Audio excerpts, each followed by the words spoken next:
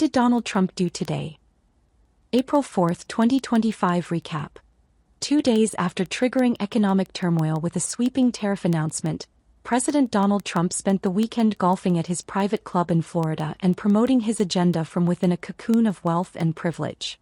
As markets reeled and financial analysts warned of rising inflation and a possible recession, Trump posted on Truth Social that, "This is a great time to get rich," signaling a lack of empathy and a dangerous misreading of the public's economic anxiety.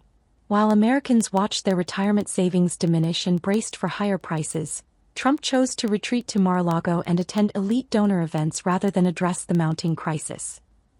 Criticism from Democratic lawmakers was swift and sharp. Senator Chuck Schumer accused the president of governing from a billionaire bubble. At the same time, Senator Ben Ray Lujan challenged Trump to visit a grocery store and talk to real Americans before celebrating policies that are actively worsening their financial lives. Meanwhile, the Federal Reserve's Jerome Powell issued a stark warning. The tariffs are far larger than expected and are highly likely to drive inflation.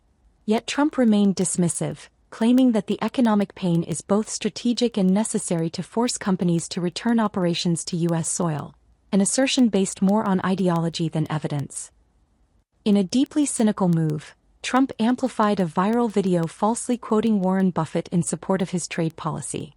Though Buffett's company promptly debunked the fabrication, Trump shared the video anyway, reinforcing a narrative that the economic fallout is part of a secret strategy to enrich investors. This reflects a broader pattern in Trump's leadership, leaning on disinformation and online conspiracy rather than confronting economic facts.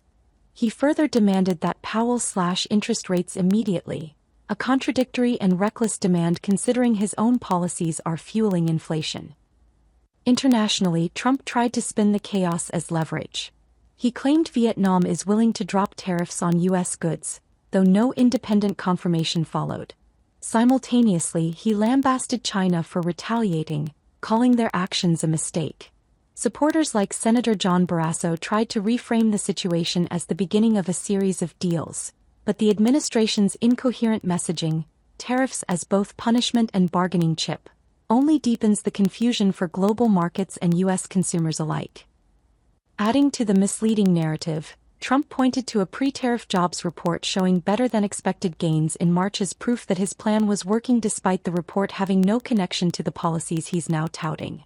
His conclusion, "Hang tough, we can't lose," ignored warnings from economists, investors, and working families alike. At a moment that called for economic stewardship and serious leadership, Trump instead offered self-promotion, misinformation, and defiance, leaving the American public to foot the bill for his economic brinksmanship. Source: Associated Press. Donald Trump's recent Truth Social post calling for the Federal Reserve to cut interest rates is a politically charged and economically misleading message cloaked in urgent rhetoric. He claims that now is the perfect time to lower rates and blames Federal Reserve Chair Jerome Powell for being late in past decisions, accusing him of playing politics. The post relies on Trump's characteristic use of exaggerated language and capitalization, designed to evoke urgency and simplicity in what is actually a complex economic landscape. By claiming that interest rates are down, Trump misrepresents the current state of monetary policy. The Fed has not yet cut rates, and they remain at elevated levels to manage persistent inflation, especially in core services. Economically, the post oversimplifies ongoing inflation challenges. Trump cites an unsubstantiated claim of a 69% drop in egg prices as proof that inflation is over, ignoring broader data that shows core inflation remains sticky and above the Fed's 2% target. While some consumer goods have become cheaper, key sectors like housing, healthcare, and services continue to reflect inflationary pressures.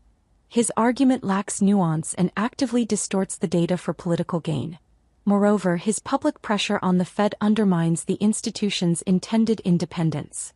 Accusing Powell, whom Trump originally appointed and later reappointed, of being politically motivated is both ironic and hypocritical.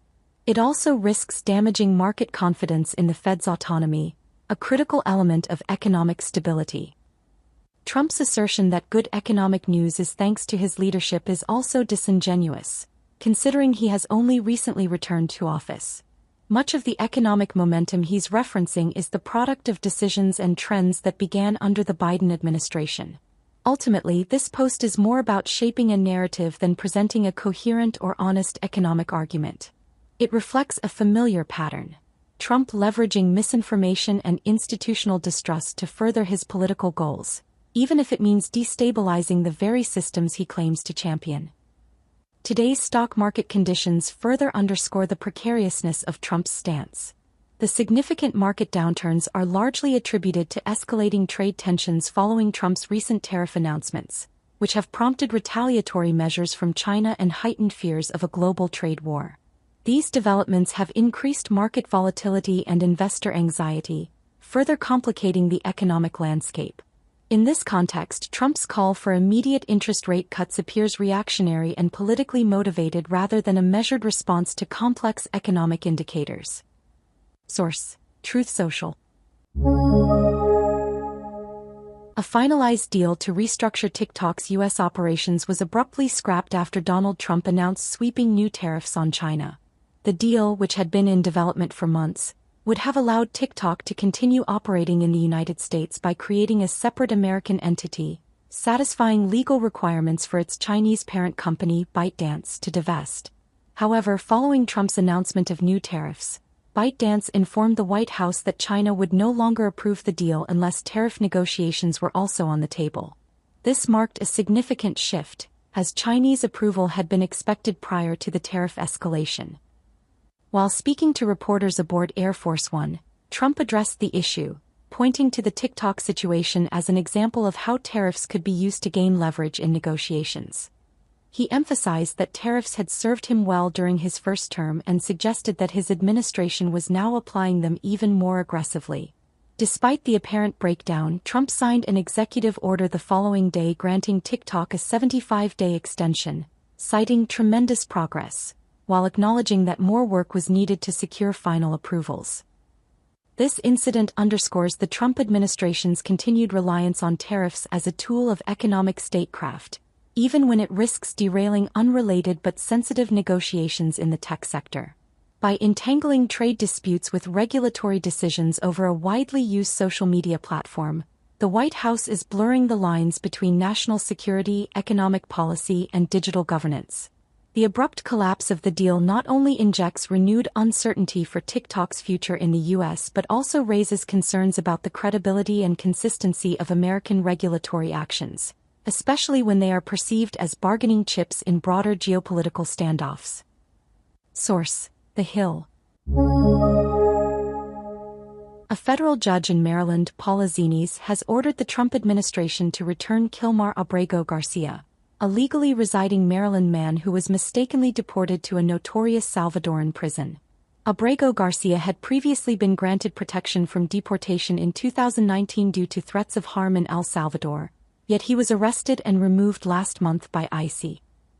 Judge Zines ruled the deportation unconstitutional, calling it an illegal act, and demanded his return by April 7, stating his ongoing detention in El Salvador causes irreparable harm. She dismissed the Justice Department's claim that Abrego Garcia is a gang member, saying no evidence was presented. The DOJ admitted the deportation was due to an administrative error but attempted to justify it with gang allegations based on flimsy and unverified sources. Abrego Garcia's family and legal team describe him as a peaceful, devoted father with no criminal record. His wife, Jennifer Vasquez, spoke emotionally about the family's devastation and joined others calling out the mass deportations under the Trump administration, which allegedly targeted immigrants based on tattoos and vague suspicion. Judge Zines firmly rejected the DOJ's request for more time, criticizing their lack of explanation and insisting the law requires due process, which Abrego Garcia was denied. Source: NPR. In a 5-4 decision issued Friday, the U.S. Supreme Court sided with the Trump administration, allowing it to terminate approximately $65 million in federal teacher training grants that officials claimed violated a new policy opposing diversity, equity, and inclusion (DI) initiatives.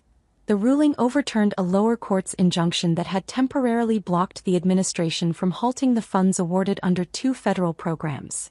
the Teacher Quality Partnership and the Supporting Effective Educator Development Initiative. The administration argued that the programs promoted or participated in DI efforts were deemed discriminatory under Trump's executive order banning such initiatives from receiving federal support. The unsigned opinion from the conservative majority concluded that the lower court had exceeded its authority under the Administrative Procedure Act (APA), and that the plaintiffs, universities, and nonprofits in 8 states, including California, Massachusetts, and New York, would not suffer irreparable harm as a result of the terminated funding. Chief Justice John Roberts joined the 3 liberal justices in dissent.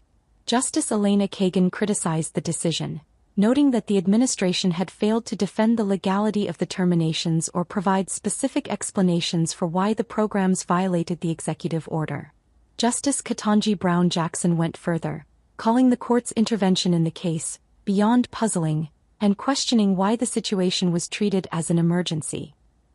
The case was initially brought after the Department of Education sent nearly identical termination letters to all grant recipients without individualized reasoning. District Judge Myong Joun found this inadequate under administrative law and issued a temporary restraining order, which the First U.S. Circuit Court of Appeals later upheld.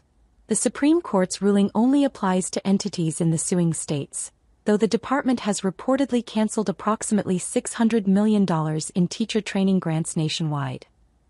This marks President Trump's first Supreme Court victory in his second term and signals the administration's broader campaign to dismantle DI programs across the federal government. It also comes on the heels of Trump's new executive order seeking to eliminate the Department of Education, an effort that would require congressional approval. The ruling sets a significant precedent. It expands executive leeway to revoke funding based on ideological criteria, provided a minimum threshold of procedural compliance is met. The decision underscores the current court's willingness to uphold executive actions that rapidly reverse long-standing federal policy despite limited justification or transparency. Source: NBC News. A federal judge has ruled that the Trump administration violated a court order by continuing to block the release of FEMA grants to states despite an injunction that explicitly prohibited such action. U.S. District Judge John McConnell, based in Rhode Island and appointed by President Obama, sided with Democratic attorneys general from 22 states and the District of Columbia. These officials argued that FEMA had been unlawfully halting disbursements since early February under the guise of a manual review process with no defined end, thereby violating the court's directive. McConnell agreed, stating that his injunction was clear and that FEMA had no valid excuse for failing to comply. He ordered the agency to cease the review process and resume funding immediately. The freeze stemmed from a January 27 memo issued by the White House's Office of Management and Budget, which called for a sweeping pause on $3 trillion in grants and loans. Though that memo was later rescinded following legal challenges, FEMA continued to withhold funds, prompting concerns from states that critical disaster relief programs, for wildfires, floods, and other emergencies, were being jeopardized. McConnell's ruling suggests that FEMA's actions were not merely bureaucratic delays but part of a broader, covert effort to enforce President Trump's executive order targeting sanctuary jurisdictions. These jurisdictions limit cooperation with federal immigration enforcement, a policy Trump sought to dismantle on his first day in office. The judge pointed to a directive from Homeland Security Secretary Kristi Noem, which restricted grants related to immigration, as evidence of this backdoor enforcement strategy. This case reflects a troubling trend of the Trump administration disregarding unfavorable court rulings while using federal agencies to advance partisan goals. FEMA's continued non-compliance, even after the court's explicit instructions, raises serious questions about the erosion of judicial authority and the misuse of executive power. McConnell's decision serves as a firm rebuke, reinforcing the rule of law and warning against the politicization of federal grant processes. Source: Reuters. U.S. District Judge Loren Alicon blocked the Trump administration's attempt to dismantle the Inter-American Foundation (IAF), an independent agency created by Congress that funds community development in Latin America and the Caribbean.